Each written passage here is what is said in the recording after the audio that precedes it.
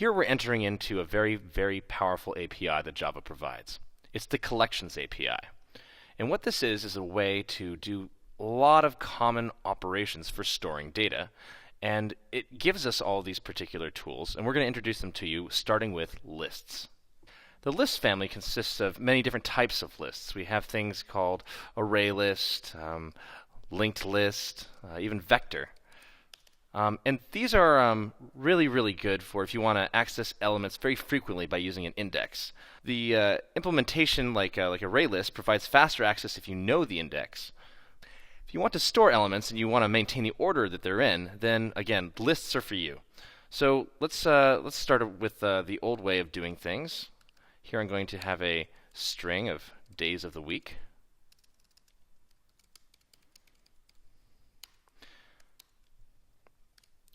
So just to show you how this would normally look, I'm going to zoom out just a little bit.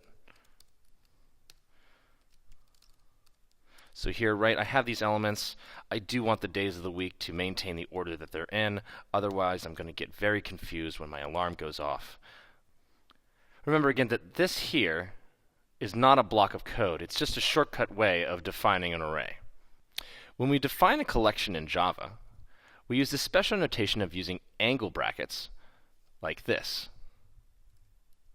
Inside of them, we define what it's a collection of. So in this case, I'm putting strings because I want to have an array list of strings.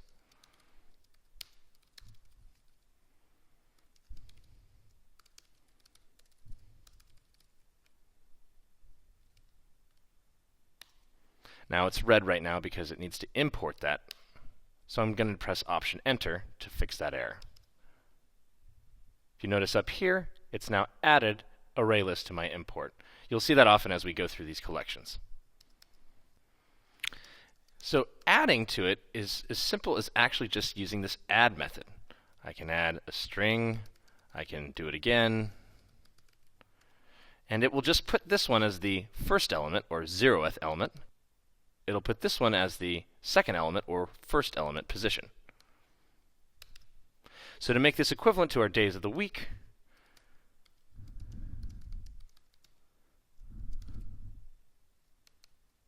I'm just going to rename it on the fly real quick, and here I go.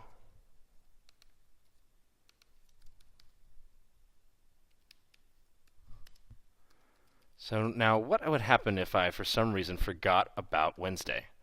Oh, how would I actually put something now in between there? Well, if I had an array, I would have a problem because I would have to take an array and I'd have to create a new one of a larger size. I'd have to take the first two elements and I'd have to put them into the new array. Then I'd have to take the new element that I want, which would be Wednesday, and stick it in, and then finally go back to the original array and put Thursday in. Well, this is a pretty common operation to want to keep the order of everything, but just do an insert. Well, that's where the Collection API really gets to shine.